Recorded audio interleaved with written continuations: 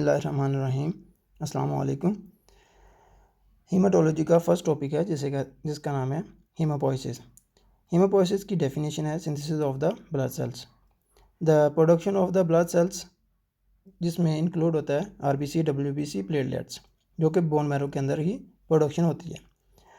जब baby 3 weeks का होता है यूट्रस के अंदर, तो इसकी प्रोडक्शन ब्लड सेल्स की योग सैक के अंदर होती है। जब वो 3 मंथ्स का होता है तो लीवर के अंदर प्रोडक्शन स्टार्ट हो जाती है। उसके बाद जब 3 से 9 महीनों का होता है बेबी यूट्रस के अंदर, तो इसकी प्रोडक्शन आरबीसी ब्लड सेल्स की आरबीसी, प्लेटलेट्स और डब्ल्यूबीसी की प्रोडक्शन स्टार्ट हो जाती है स्प्लीन के अंदर, lymph node, gonads, testis, ovaries के अंदर। उसके बाद फर्दर मूव कर जाता है पोस्टीरियर एब्डोमिनल वाल, जिसे हम लोग पोस्टीरियर एओर्टिक वाल भी कहा जाता है कहते हैं, उसके अंदर होती है। उसके बाद जब वो उसका पहला दिन होता है, ठीक है, लाइफ का, जब after birth first day of the life it moves up to all bones of the body up to the puberty, मतलब 13 साल से 14 साल तक। उससे पहले पहले सारी जिस्म की सारी बोन्स के अंदर प्रोडक्शन स्टार्ट हो जाती है ब्लड सेल्स की। उसके बाद जब पुबर्टी के बाद उस 2 चीज़ों के अंदर शिफ्ट हो जाती है, एक्सल स्केलेटन जिसे वर्टिबल कॉलम कहा जाता है, या फिर long bones, end of the long bones, ठीक है। उसके बाद हमारी तो नॉर्मल जो प्रोडक्शन होती है ब्लड सेल्स की, वो होती है बोन्स के इनसाइड, ठीक है, लॉन्ग बोन जो होती है उनके अंदर वाले हिस्से पे। लेकिन अगर जिस बंदे के, इसको कहा जाता है इंट्रामेडुलरी हीमोपोइसिस, जिस बच्चे के लॉन्ग बोन्स के अंदर किसी वजह से स्टॉप हो जाती है ब्लड सेल्स की प्रोडक्शन, तो उसके बाद उनकी ब्लड सेल जो प्रोडक्शन स्टार्ट होती है वो लीवर, स्प्लीन, लिम्फ नोड, इन सब में, तो इसको कहा जाता है एक्स्ट्रामेडुलरी हीमोपोइसिस। अच्छा, फिर उसके बाद आ जाता है कि हम लोग स्टडी करेंगे कि ब्लड सेल के अंदर क्या क्या चीज़ें मौजूद हैं, क्या क्या कैसे बनता है ब्लड सेल, ठीक है। अच्छा, सबसे पहले हम लोग इसमें पढ़ेंगे मास्टर सेल। मास्टर सेल किसे कहते हैं? मास्टर सेल ऐसा सेल होता है जो कि खुद ब खुद अपने से अपने ऊपर ही रिएक्ट करवाता है, ऑटोक्राइन होता है जिसका फंक्शन, ठीक है। इसे कहा जाते हैं प्लोरीपोटेंट स्टेम सेल्स। प्लोरीपोटेंट स्टेम सेल जो होते हैं, जैसे मैंने कहा कि ऐसे सेल होते हैं जो कि हम लोग ये देखें यहाँ पे इसकी डेफिनेशन है, conversion of one type of the cell into another is under effect of the cytokines having autocrine effect. जो साइटोकाइंस के ज़रिए क्या अपने ऊपर ही दोबारा ये रिएक्ट करवा देते हैं। इस वजह से इसके अंदर ये, इसलिए इसको मास्टर सेल कहा जाता है। मास्टर सेल, इसके आगे फर्दर 2 क्लासिफिकेशन स्टार्ट हो जाती है। पहले नंबर पे लिम्फॉइड मल्टीपोटेंट स्टेम सेल, और second is the myeloid multipotent stem cells, ठीक है। उसके बाद हम लोग ये देख सकते हैं कि लिम्फॉइड मल्टीपोटेंट स्टेम सेल जो होता है, इसको लिम्फॉइड स्टेम सेल सीरीज़ भी कहा जाता है। इसके आगे फर्दर 3 तरह की क्लासिफिकेशन है, early pre B cells, early thymocyte, early natural killer cells. Early pre B cells ये आगे फर्दर मिच्योर हो जाते हैं प्री बी सेल्स के अंदर, और फर्दर ये बना देते हैं बी लिम्फोसाइट। उसके बाद अर्ली थाइमोसाइट। अच्छा, फिर उसके बाद हम लोग बात करेंगे अर्ली थाइमोसाइट। अर्ली थाइमोसाइट जो होता है मिच्योर हो जाता है कॉमन थाइमोसाइट के अंदर, और फिर ये टी लिम्फोसाइट बना देता है। और उसके बाद फर्दर 3rd नंबर पे आ जाता है अर्ली नेचुरल किलर सेल्स, जो कि मिच्योर हो जाते हैं नेचुरल किलर सेल्स के अंदर। उसके बाद हम लोग बात करेंगे माइलॉइड मल्टीपोटेंट स्टेम सेल्स, जिसे कहा जाता है myeloid stem cell series.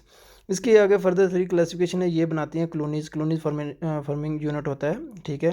Cloning forming unit of the granulocyte and the monocyte, cloning forming unit of the erythrosinophils, cloning forming unit of erythrocyte and मेगाक्रियोसाइट।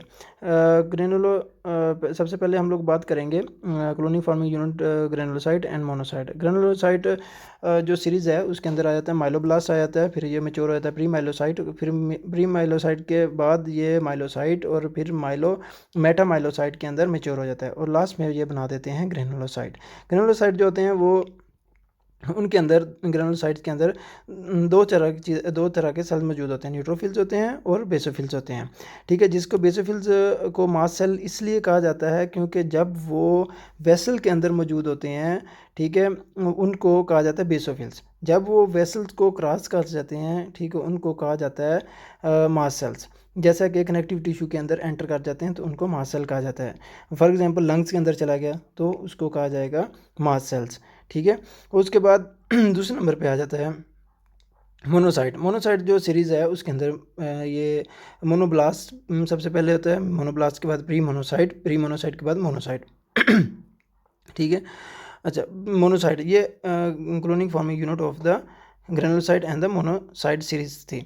उसके बाद दूसरे नंबर पे आ गया सेकंड स्टेज पे cloning forming unit of the eosinophils. Eosinophil series में एसिनोब्लास्ट बनता है, उसके बाद एसिनो ये मैच्योर होता है एसिनोसाइट, एसिनोसाइट के बाद एसिनोफिल्स के अंदर। ठीक है, इसके अंदर सिर्फ और सिर्फ रेड ग्रेन्यूल्स ही मौजूद होते हैं।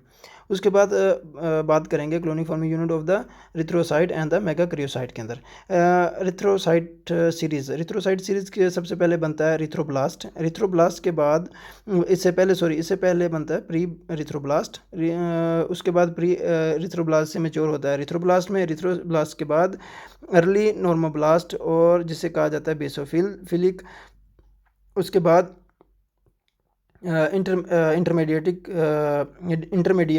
नॉर्मोब्लास्ट जिसे पॉलीक्रोमैटिक भी कहा जाता है। और लास्ट पे बनता है लेट नॉर्मोब्लास्ट जिसे आर्थोक्रोमैटिक कहा जाता है।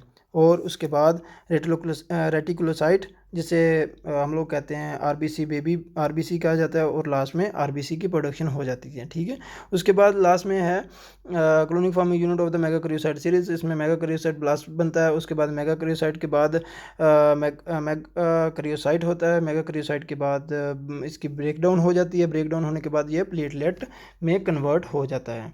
ठीक है, और उसके बाद जैसे कि हम लोगों को पता है कि जो जितने भी हमारे सेल हैं बॉडी के वो मैच्योर हो जाते हैं। जैसे कि यहाँ पे है ये वाला point, all the cells which are formed by bone marrow are structurally and the functionally are mature except. मतलब जिस्म के अंदर जितने भी सेल्स बनते हैं बोन मैरो के ज़रिए वो सारे के सारे structurally and the functionally mature होते हैं सिवाय दो सेल्स के, बी सेल्स और द टी सेल्स। ठीक है, अच्छा, बी लिम्फोसाइट जिसे कहा जाता है और टी लिम्फोसाइट कहा जाता है। ठीक है, अच्छा, और इनका जो होता है आगे फंक्शन हम लोग पढ़ेंगे किस जगह पे जाके ये मेच्योर होते हैं। बी लिम्फोसाइट और टी लिम्फोसाइट जो है इनकी मैचुरेशन का अमल अब स्टार्ट करेंगे। अच्छा, टी लिम्फोसाइट जो है उसके जो मेच्योर होता है वो थाइमस के अंदर मेच्योर होता है। ठीक है, थाइमस में जब जाता है टी लिम्फोसाइट, टी सेल जब जाता है तो इसका मैच्योरेशन का अमल स्टार्ट हो जाता है। सॉरी, थाइमस जो है इनके आगे फर्दर फंक्शन इनकी ड्यूटियाँ लगा देता है, इनका फंक्शन स्टार्ट करवा देता है कि आप लोगों का ये फंक्शन है। फर्स्ट ऑफ ऑल इसका जो पहला फंक्शन है टी लिम्फोसाइट का, वो टी सेल्स का, वो कहता है कि आपका किलर टी सेल है। टी से किलर सेल का मतलब है फैगोसाइट करेंगे आप लोग। ठीक है, कोई भी बाहर से माइक्रोफेज आता है आपने उसको किल कर देना है, फैगोसाइट कर देना है। ठीक है, एंटीजेंस वगैरह कोई चीज़ आती है बाहर से। दूसरे नंबर पे कहता है कि स्प्रेसर टी सेल जो आता है वो कहता है कि सेल्फ टॉलरेंस आता है, मतलब इम्यूनो सिस्टम को स्प्रेस करना है। ठीक है, स्प्रेस नहीं करना। ठीक है, अगर फॉर एग्जांपल बाहर से कोई चीज़ आती है तो उसके बाद आपने उस पर अटैक करना है। ठीक है, ना कि खुद पे करना है। ठीक है, अच्छा, फिर उसके बाद तीसरा फंक्शन इसका हेल्पर टी सेल जो होता है इन इम्यून रिस्पॉन्स में आ जाता है। ठीक है, और उसके बाद लास्ट में आ जाता है मेमोरी टी सेल्स। इसका मतलब है कि कोई भी पहले का एंटीजन आया तो उसने रिएक्ट किया। ठीक है, ये उसकी हिस्ट्री एक अपने पास रखता है, इसी वजह से इसको मेमोरी टी सेल्स कहा जाता है। अच्छा, फिर उसके बाद फॉर एग्जांपल उसका आगे अमल जो स्टार्ट हो जाता है वो हम लोग यहाँ पे देखेंगे। हम लोग ऐसे देखेंगे कि जो है क्या उसे कहते हैं एपीसी ये कहते हैं कि एंटीजन प्रेजेंटिंग सेल कहा जाता है इसको। ये मैक्रोफेज होता है। इसके ऊपर एंटीजन प्रेजेंटिंग सेल के ऊपर आके बाहर से एंटीजन आग लगाए तो उसके बाद CD4 अटैच होगा और फिर उसके बाद टी हेल्पर सेल अटैच होगा। ठीक है, जो कि काम करेगा, इम्यून रिस्पॉन्स देगा एक साइटोकाइन को रिलीज़ करेगा। साइटोकाइन जब रिलीज़ करेगा तो बी लिम्फोसाइट के ऊपर जाके वो अटैच होगा। जैसे ही बी लिम्फोसाइट के पास जाएगा साइटोकाइन लेके, तो उसी वक्त दो चीज़ें एक्टिवेट हो जाएंगी। पहले नंबर पे प्लाज्मा सेल्स हो जाएंगे, और प्लाज्मा सेल के बाद मेमोरी सेल्स। मेमोरी सेल वो अपनी एक मेमोरी क्रिएट कर देंगे कि ये वाला एंटीजन आया था, ठीक है। उसके बाद प्लाज्मा सेल के हम लोग फर्दर आगे जाके फंक्शन पढ़ेंगे, लेकिन जो सिंपल सी अभी चीज़ है फ़िलहाल, तो हम लोग को मालूम होनी चाहिए कि प्लाज्मा सेल जो क्रिएट करते हैं, प्रोड्यूस करते हैं IgG, ठीक है, IgA, IgM, IgE, IgD, ठीक है। ये है प्रोड्यूस करने के बाद फिर उसके बाद नेक्स्ट अमल स्टार्ट हो जाता है इसका फैगोसाइटोसिस का, ठीक है। उसके बाद दूसरे नंबर पे हम लोग पढ़ेंगे, दूसरे नंबर पे था बी लिम्फोसाइट। ये किस जगह पे जाके एक्टिवेट होते हैं। पहले नंबर पे जो था टी लिम्फोसाइट, उसका हम लोगों ने पढ़ा कि वो थाइमस में। अब बी लिम्फोसाइट का जो है ये लिम्फ नोड के अंदर जाके एक्टिवेट होता है। अच्छा, बी लिम्फोसाइट लिम्फ नोड के किस जगह पे जाके एक्टिवेट होता है, मैच्योर होता है, वो होता है जर्मिनल कोर्टेक्स के अंदर, ठीक है।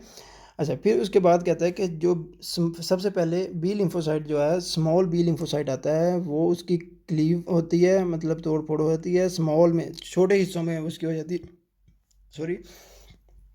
अच्छा, फिर उसके बाद जो छोटे छोटे क्रैक्स वगैरह आ जाते हैं, मतलब छोटे हिस्सों में कन्वर्ट हो जाता है। फिर स्मॉल के बाद फिर वो उसका साइज़ इंक्रीज होता है, वो लार्ज में चला जाता है, लार्ज क्लीव्ड बी लिम्फोसाइट में हो जाता है। फिर उसके बाद फिर दोबारा उसकी क्लीव्ड होती है, छोटे हिस्सों में आता है फिर, लेकिन वो उसके बाद जब उसकी क्लीव्ड होती है, छोटे हिस्सों में जाते हैं, उसके बाद वो इससे छोटे हिस्सों में नहीं तकसीम नहीं हो सकता, ठीक है। इसलिए फिर उसको कहा जाता है small non cleaved B lymphocyte. और उसके बाद हमने देखा कि फिर वो उसका साइज़ इंक्रीज़ होगा, इंक्रीज़ होने के बाद वो large non cleaved B lymphocyte कहलाएंगे, ठीक है। उसके बाद फिर वो मेच्योर बी लिम्फोसाइट हो जाएंगे, ठीक है। ये था बी और टी लिम्फोसाइट का मैचुरेशन का अमल, ठीक। फिर उसके बाद हम लोग पढ़ेंगे चंद एक डेफिनेशंस हैं। लिक्वेमिया किसे कहते हैं, लिम्फोमा किसे कहते हैं, मल्टी माइलोमा किसे कहते हैं। लिक्वेमिया इसको कहा जाते हैं neoplastic proliferation of the bone marrow processor precursor cells in the bone marrow, sorry. इसकी दोबारा डेफिनेशन सुन लें लिक्वेमिया के। Neoplastic proliferation of the bone marrow precursor cell in the bone marrow. अब बोन मैरो सेल्स कौन से हैं, myeloid और द लिम्फॉइड, ठीक है। हम लोगों ने इसके वो जहाँ पे हम लोगों ने स्टार्ट पे पढ़ा था कि इसका मास्टर सेल कहा जाता है किसको, प्लीर प्लूरिपोटेंट स्टेम सेल, जिसके आगे फर्दर क्लासिफाइड हो जाते हैं लिम्फॉइड सीरीज़ के अंदर एंड द मेलॉइड सीरीज़ के अंदर। तो यही ये बोन मैरो के अंदर कहता है कि न्यू प्लास्टिक है, ठीक है, मिलिग्नेंट होता है ये, प्रोलिफरेशन उसकी स्टार्ट हो जाती है प्रिकर्सर सेल्स की बोन मैरो के अंदर। बोन मैरो जिस जगह बन रहा था उसकी जगह पे इंक्रीज हो जाती है। तो अब इसकी जो इन्वेस्टिगेशन ऑफ चॉइस है जो उसकी आती है कि बोन मैरो बायोप्सी करेंगे, तो उसके बाद हम लोगों को कन्फर्म होगा कि ल्यूकीमिया है। इसकी आगे फर्दर टाइप है लिम्फॉइड और माइलॉइड में आ जाते हैं एक्यूट माइलॉइड लिकोइमिया और या फिर क्रोनिक CML। और इसी तरह फिर लिम्फॉइड की बात करें तो लिम्फॉइड में भी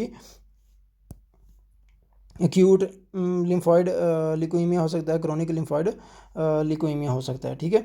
अच्छा, नेक्स्ट डेफिनेशन है लिम्फोमा जो है उसकी डेफिनेशन उसमें कहता है कि new plastic proliferation of the lymphoid sales in the lymphoid organs कौन से हैं, स्प्लीन, टॉन्सिल्स, ठीक है।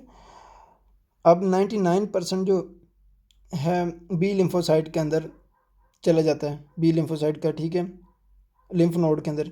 और फिर 1% जो आता है वो टी लिम्फोसाइट के अंदर प्रोलिफरेशन हो जाती है। अब इसका जो इसका इन्वेस्टिगेशन ऑफ चॉइस है वो लिम्फ नोड बायोप्सी आ जाती है, ठीक है। उसके बाद इसमें ये कहता है कि मल्टीपल माइलोमा के अंदर अगर बात करें तो वो कहता है कि सबसे पहले वो कहता है कि new plastic proliferation of the plasma cells in is multiple myeloma in bone marrow, ठीक है। अब ये 4 जगह पे हो जाता है। सबसे पहले रेस्पिरेटरी में क्या है, म्यूकोसा आ गया, उसके अंदर हो जाते हैं, ठीक है। उसके बाद GIT, उसके अंदर म्यूकोसा है, ठीक है, उसके अंदर चला जाता है, ठीक है, उसके अंदर हो जाती है ये माइलोमा। फिर उसके बाद लिम्फ नोड के अंदर हो जाते हैं, ठीक है, उसके बाद बोन मैरो के अंदर हो जाता है। तो ये था आज हम लोगों का पहला लेक्चर। ठीक है। हीमोपोइसिस का, हीमोपोइसिस को हम लोगों ने स्टडी कर लिया है। ठीक है, तो आप लोग भी ज़रा एक दफ़ा बस रीड करेगा, इंशाल्लाह आपको इसकी सारी समझ आ जाएगी। बहुत इजी है।